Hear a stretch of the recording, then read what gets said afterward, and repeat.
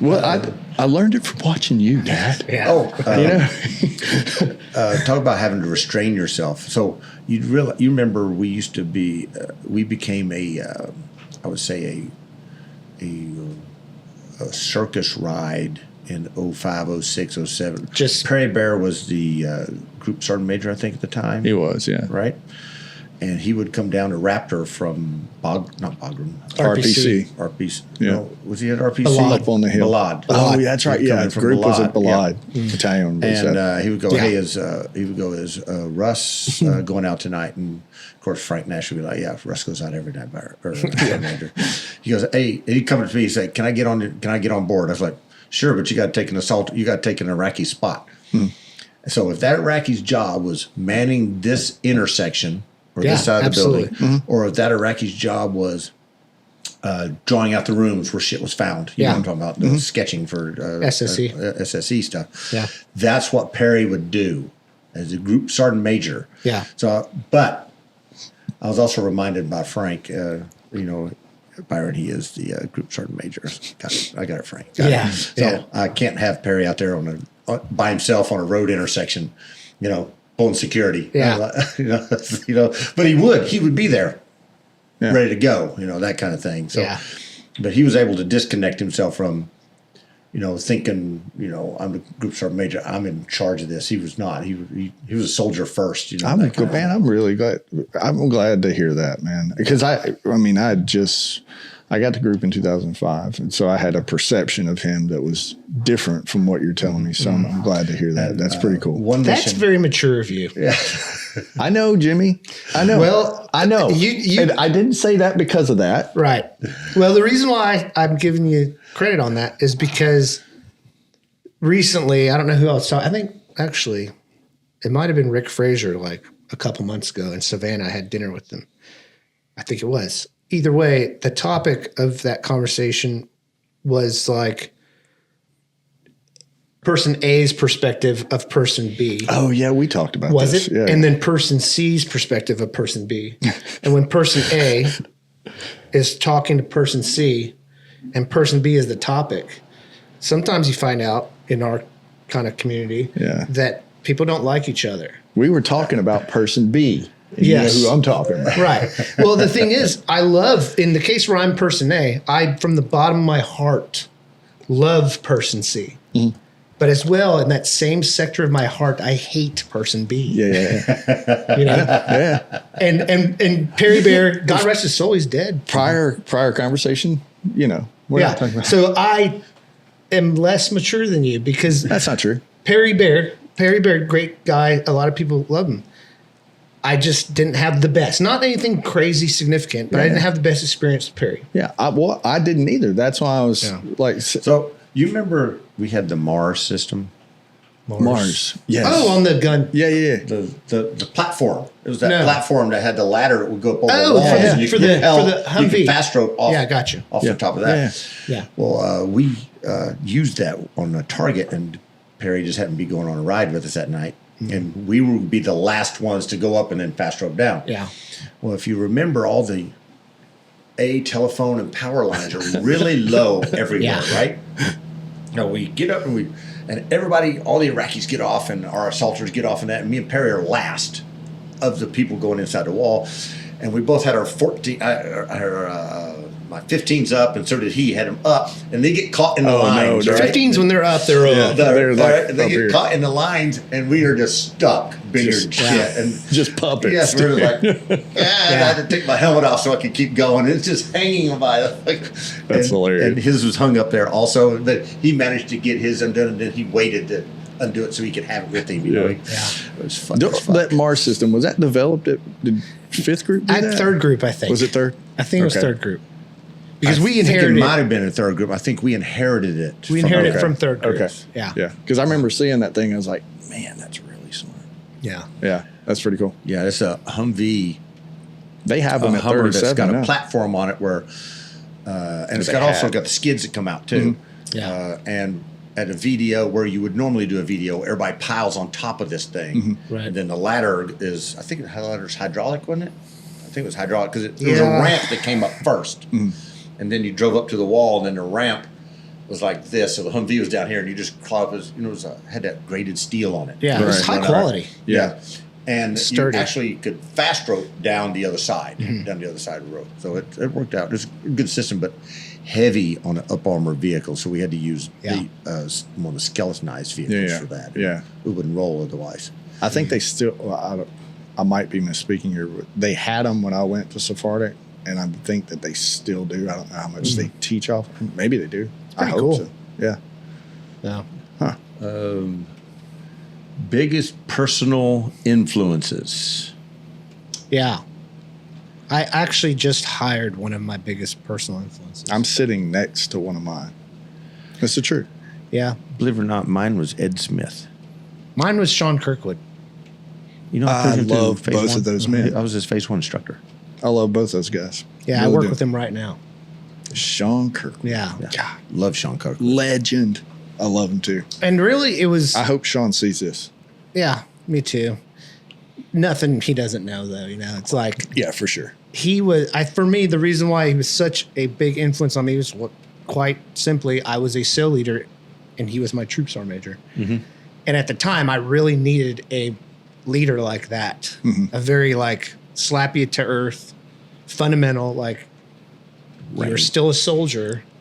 I outrank you. And Right. positionally, you are my subordinate. Yeah. So STFU, go get it done. I needed that, Yeah. Because I was at the point of my time where I was kind of getting a little loose. So, Well, no, I'm okay. Can I give you my spec Sure. from the same relationship? From the same relationship. damn, it's very similar. Yeah. No, it's not though. But I think that. But you have that, and you led in that manner, but you made it personal.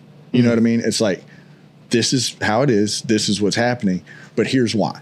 Yeah. You know what I mean? Yeah. And the why was always coming from a real place. Sure. I think that you as a leader, you led with your heart, Yeah. but you did not let it overpower the mission. You didn't let it overtake the mission. And it didn't, Right. it had to be intellectually sound for you to do it. Sure. No, that makes Yeah. sense. And see how good he is at taking compliments.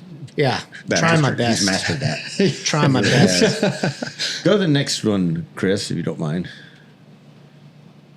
Oh, now Best and I've worst got best and TLs. worst TL. No names unless legendary or dead. Okay.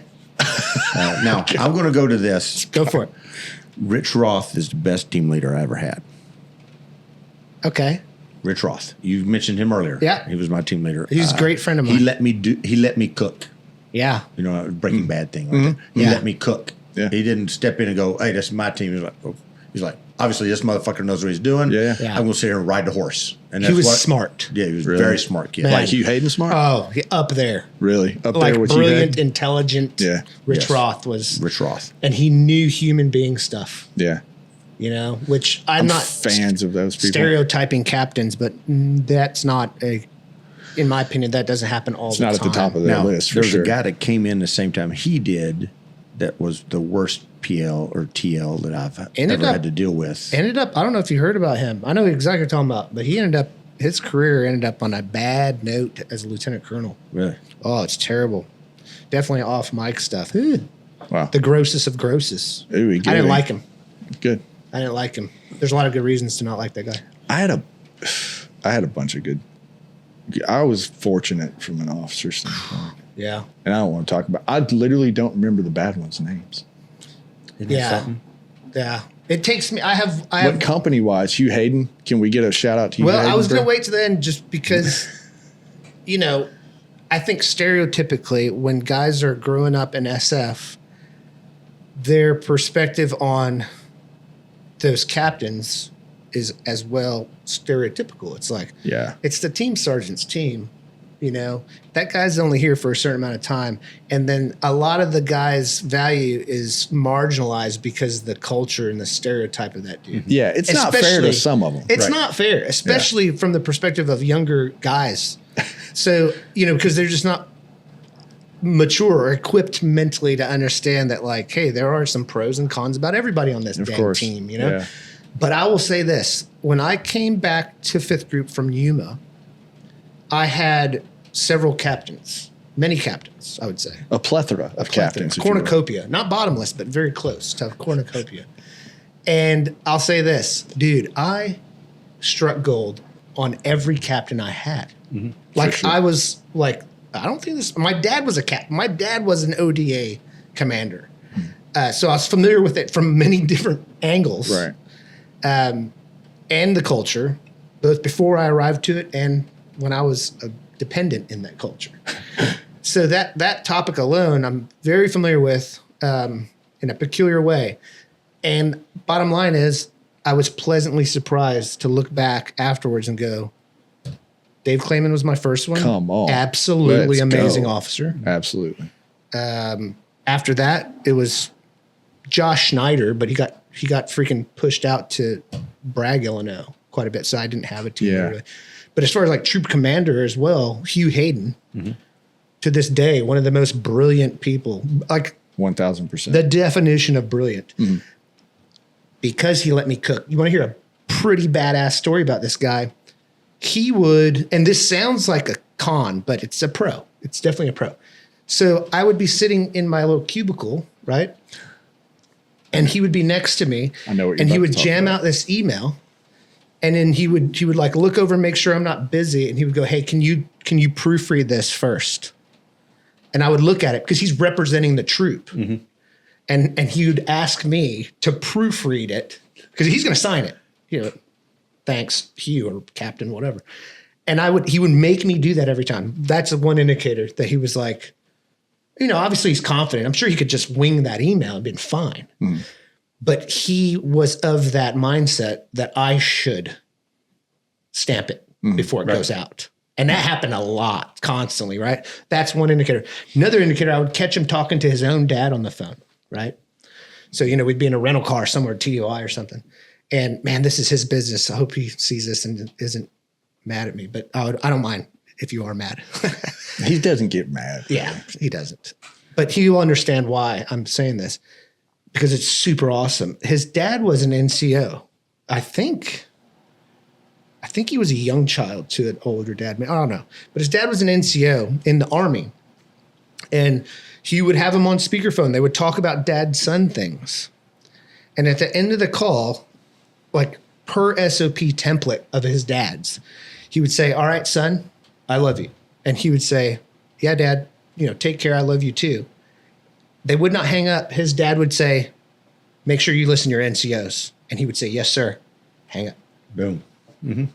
And brother, that guy listened to his NCOs Yeah. constantly. I can't imagine working for that guy when he was a conventional officer. I would have been like, this is freaking over the top. I'm going with him. Right. We are following this man. Yeah. You know, like, Yeah. so that's, and I would just freaking, by all sense of that word, blessed by people like him.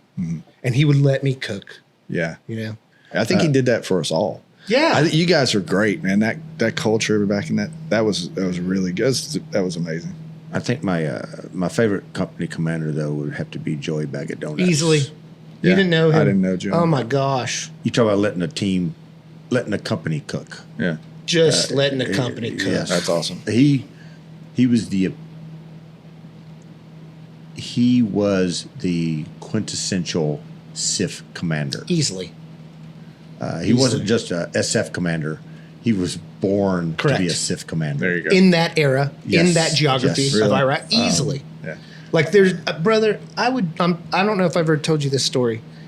I remember, two quick ones to really hammer down and validate what he's saying. Not that it needs it, but before Joey I met Ganella him. is his name. Yeah. Joey I'm Ganella. familiar. I've heard him talk about it quite a bit.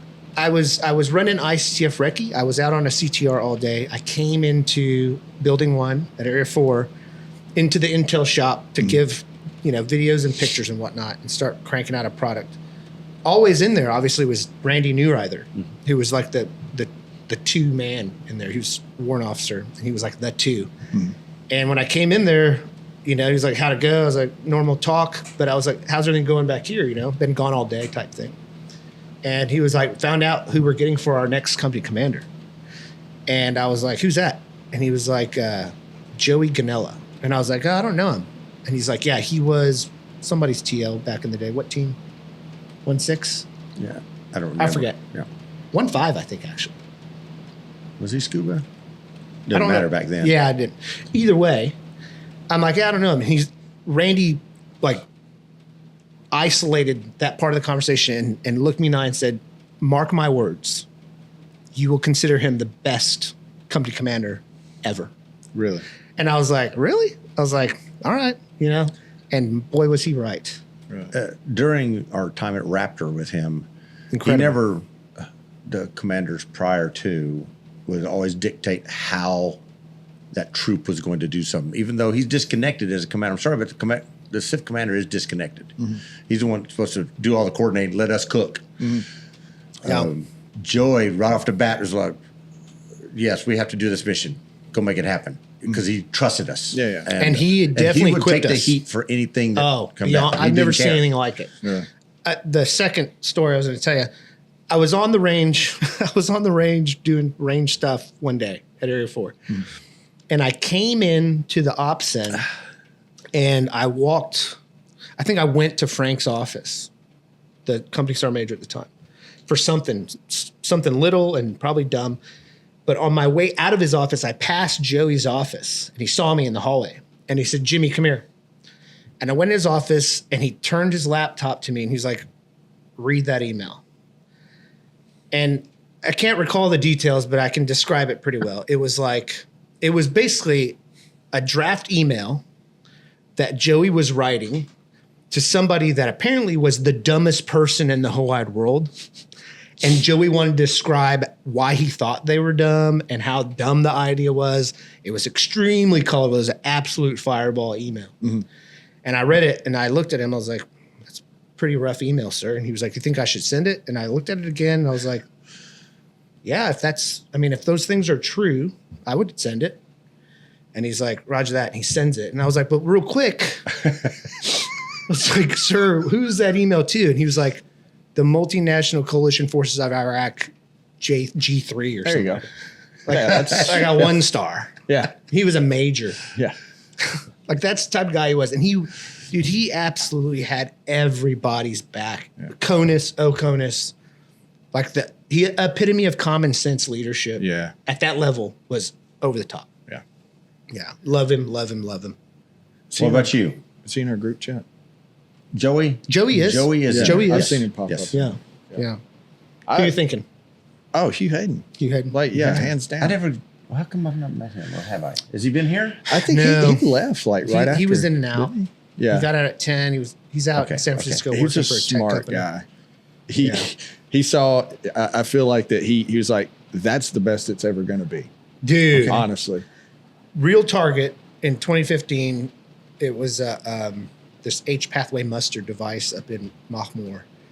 And the SEALs, the white side SEALs up there, we had to integrate them as drivers and cordon. They did not like that at all. Well, I got that story. Don't let me forget that story. It was a cold call to their platoon chief, like, "Hey, this is a JSOC tasking, and you're going to be integrated on orders, integrated." Yeah. And that dude hung up on me. Are initially, you serious? Yeah, man, he hung up on me.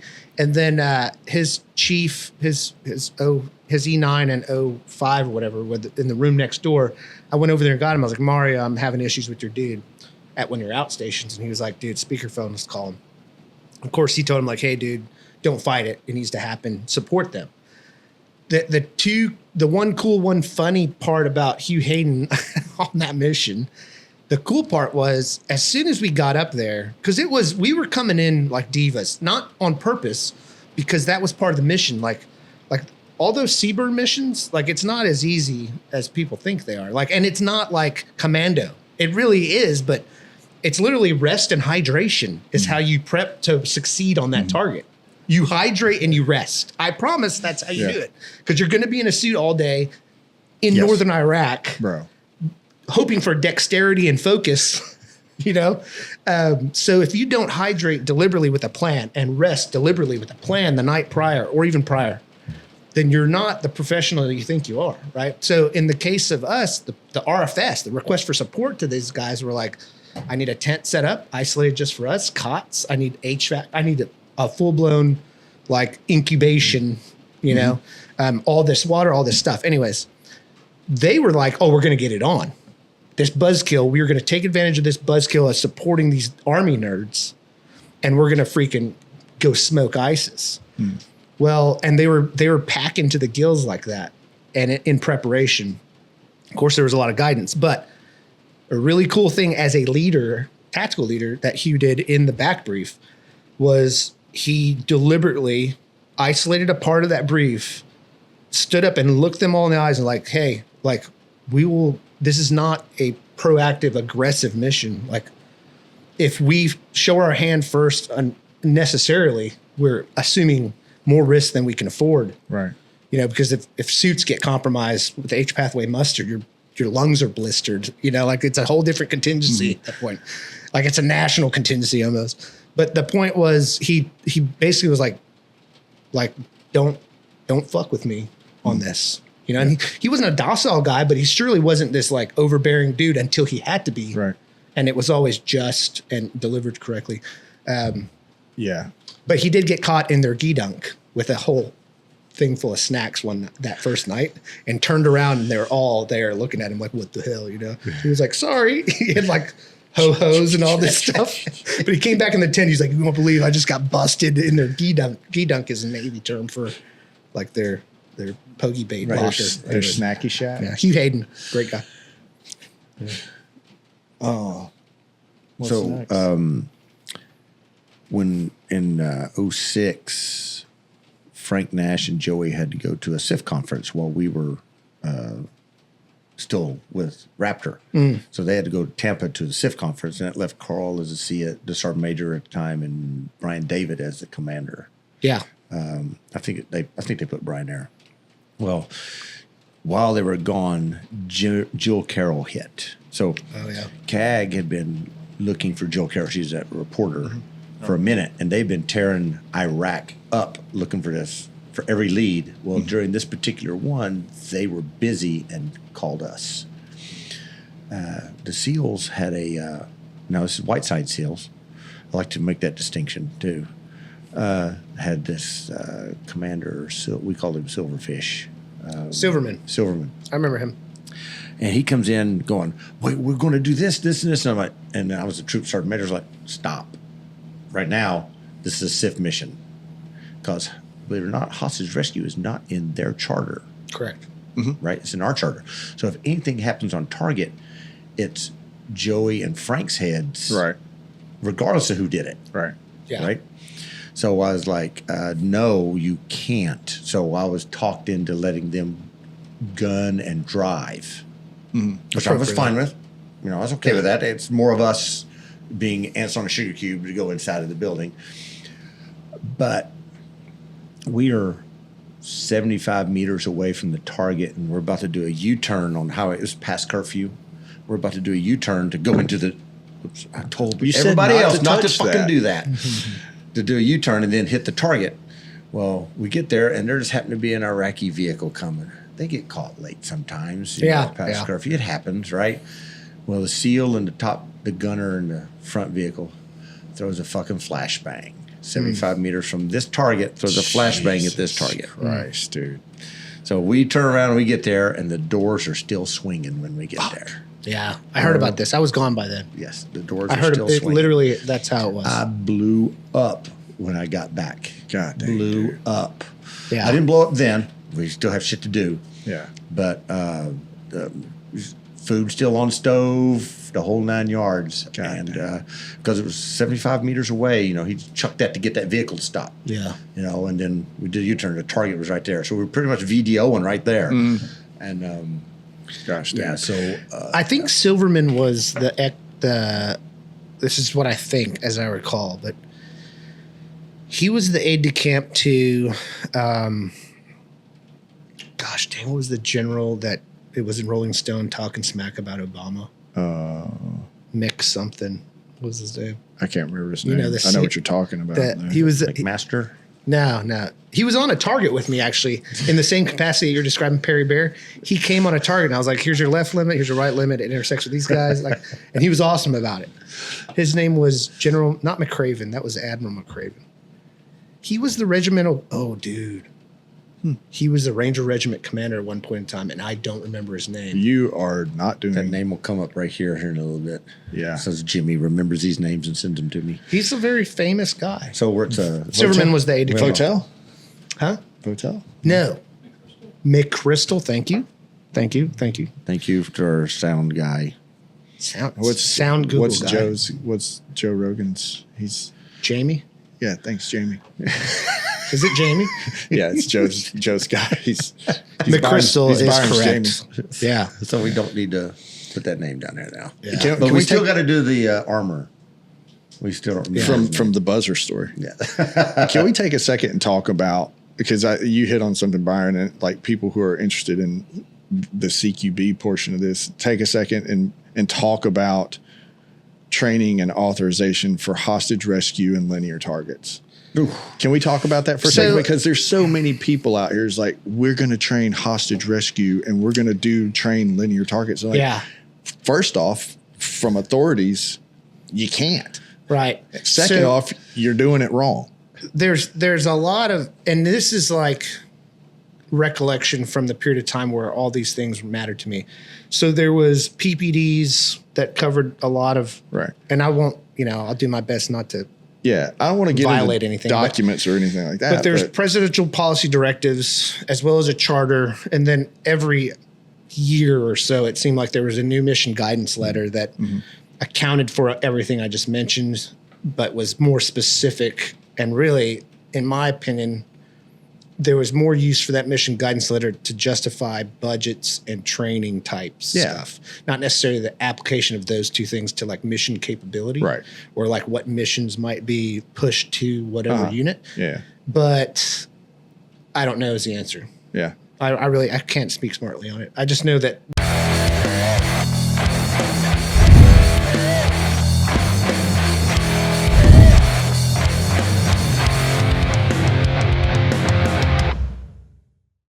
We were at, our old man bladders are empty. Welcome back. So we were just discussing charter, right? Charter, Yeah. my old brain dynamic. I'll tell you this too, though. With all that, in my experience, like people dismiss those documents for convenience all the time. And when I say people, I'm talking about dudes that are at a level that they don't know it exists, so they just dismiss it because they don't know it exists. Dudes pretty much down there that are just like, I want to focus on what I want to focus on, and all the way to the top, because like, I mean, this is a massive conversation that I won't get into, but the politics of that community is even more peculiar when you start getting into the tiered and apportioned units of associated to JSOP. The politics, and nothing against them, but really who runs the roost is regiment. Because they've IO'd for longer than 10 years on placing people within that micro community for influence. And that model is very SF-centric model that the SF component of that micro community never had an opportunity to exercise Right. and got fucked on. Yeah. You know what I mean? Because you didn't have enough people to do that. There's no one on that floor. And there's no consensus on the SIFs and the CRIFs. There's no ultra mega SIF CRIF commander who oversees. Can we call him all of them? The Sith Lord? There's no SIF Lord. You know what I mean? So I think it takes and my I don't know, man. I could talk about this for so long because the passion behind it is like, hey, don't waste a good opportunity to enhance the capability of what's supposed to be the numero uno problem-solving mechanism of the government. I almost said the DoD, but really the government. Yeah. I mean, look how Literally. look what his JSOC has turned into. Yeah. I mean, it's a monster of momentum and power and influence in the government. Yeah. You know? And I think some of that has come from the invasion of Afghanistan. That was one Once blip. we, as a special operations community, flexed our muscles there. Without the budget. Exactly. Yeah. It was we were at that point top dog. Yeah. And forever will be because of that. Yeah. You know what I mean? Yeah. And I feel like the more comprehensive way to describe, because I was at JSOC then. I wasn't doing anything special, but I was there. You know, like I was in Masira right off the rip, you know. And there was a turning point. It didn't take long. Figuratively speaking, and this is definitely just from my perspective, there in Masira, we had everything. Like and everyone. Everything. Correct. Yeah. But the delineation was like your typical, you know, tip of that part of the spear was there doing jack and or shit. Right. That's not true. It's, You get to go to the beach on Wednesdays. I remember Masira Beach, taking that little bus there. I Almost remember getting doing eaten that. by sharks. If you go to my office next time, there's a bottle of sand and water from that beach. Are you serious, Yeah, bro? I do have That's that. so cool. Yeah. It's still there. I bet if you opened it, a genie would pop out. It would be shaped Genie. like a shark. But the point is this. When that went down, that's why I went to SFAS. Because there was, in that first 2 months, I got there early October of 01, and we were just like doing nothing. Meanwhile, October 11th. Yeah. September 11th happened. We were on Masira October 11th. Yeah. October 19th was running. Right, yeah. That's right.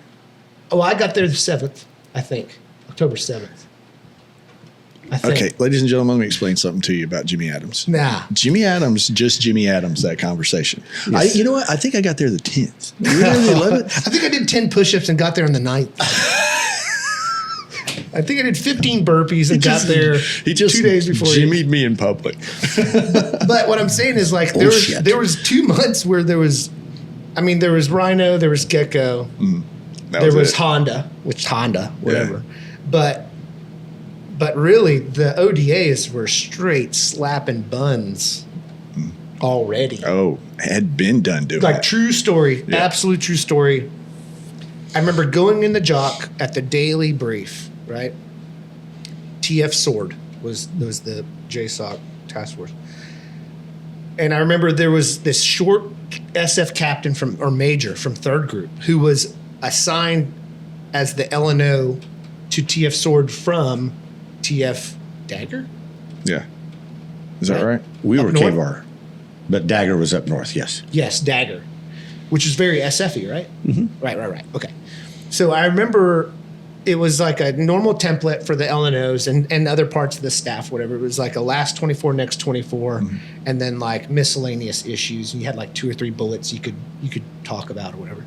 And I remember this guy, like every day before, got up there and he was like last 24, next 24, but it was getting a little hotter stuff for the Dagger guys, you know? And there was one bullet and basically it said like requests from General, who was the not Colonel Mulholland, right? It was Yeah, Colonel he was a Mulholland. group commander. Right.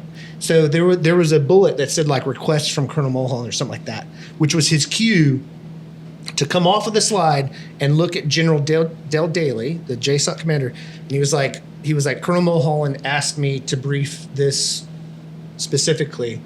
Essentially, it's an excerpt from a sit rep from a ODA commander up north. This is so badass. I know Dude. about this too. And that sit rep is literally why I went to SFS. Because I actually had a CAG packet in. I went to I just put it in before going to SV 9193 in August, Which you shouldn't have gone to. which I should not have gone to. You're right. I did not have the prereqs to go. You're right. I told you that story. Yeah. I didn't have CRC and they sent me to SV 9193 and they found out when I was done with lab. Because of performance. Because I was like, last name, first name, social security number. They're like, Whoa. what's wrong with you? Like, Wait. you should be like at least using your CRC. And I was like, I've never been to CRC. This and they're one's like, broken. yeah. They were like, you have to go to CRC to be here in SV 9193. I was like, never done been there. Anyways, the sit rep though was badass because it was like, you know, a straight verbatim excerpt from a sit rep from this, like on Viasat, you Yeah. know? On And the it was, Jornada. it was like, sir, we will be taking Bagram this evening. We're currently down to 7 rounds per man Yeah, dude. for the partner force. And like food was status low as hell, water low as hell, fuel low as hell. I've got 7 chills. rounds per partner force, but like up front, I'm taking Bagram tonight, like that, Right. And like figuratively speaking, that packet, that selection packet, long walk packet, was like. I was like, I'm going to SFAS. There was 8 AC-130s not doing crap for us in our task force, but dudes were slapping buns. I've got up north. I've man. got that sit rep that you're talking about. I know exactly Ugh. the last line of it. It said the last line that team leader. I can't remember his name. He's like, tonight we attack. Yeah. Was the last line. I was like, God, I got chills thinking about it. Could you freaking imagine being in that position, bro? That's Come on. That's like his His whole like peer group Yeah, that's crazy. being weird in Afghanistan. Just doing the thing, bro. What's your problem? Hey, us 12 dudes, we're gonna go to war with that country. Come That's so on. crazy. That's so wild, man. Such a good time. Psychopaths. All right, let's talk about this. It says A15 culture, but I'd like to just call it the favorite. SIF culture. You know what I mean? And we can call it the A15 if we want, but any unofficial rules or team norms? Consistently, which we've talked about this, and actually, Casey knew about this day one in the company because I put it in my counseling statement as a troop sergeant major. Initial counseling. I referred to the anomaly with, what is it? Which one? Missy phone? Just click it again. Clicky, clicky. Clicky, clicky. Is it still down? Chris, you're pissing me off now. Correct. Continue. So the anomaly that I feel was very peculiar and unique to the A15 experience was how people identified themselves in reference to where they worked in fifth group. In other words, very commonly you could ask someone, on the other side of fifth group, hey, where do you work? And they would say, I'm on ODA 371 or 571. Never heard of her. Never heard of her. I'm on ODA 571. But in A15, it was always like A15. Regardless of what team you're on in A15, people would say A15 every time. I thought that was unique and peculiar. That was naturally. And it just rolls off the tongue. It just came out. It just rolls off the tongue. Yeah, it did. Yeah. So I thought that was neat. And I definitely did not take that for granted culture-wise. Yeah. For sure. Yeah, you meet that guy in the parking lot at group. Hey, what team you on? A15. Yeah. Right. Yeah, but what team? Yeah, it doesn't matter. It doesn't fucking matter. Yeah.